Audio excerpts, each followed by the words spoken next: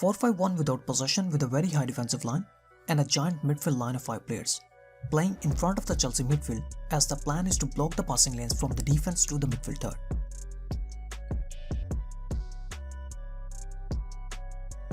Same defensive concept that Sarri used at Chelsea, defending by pressing the ball.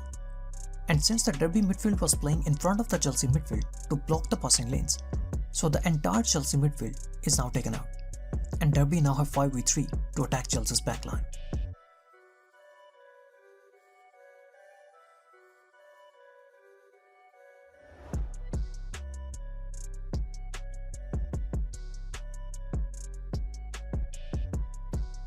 But there were a few defensive issues that Derby faced throughout the last season.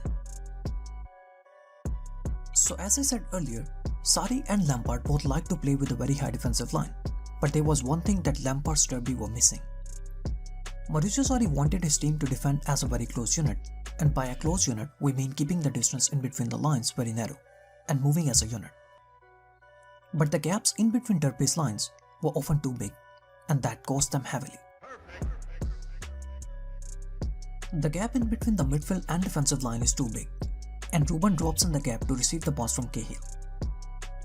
And now the fullback is left in a 1v2 position.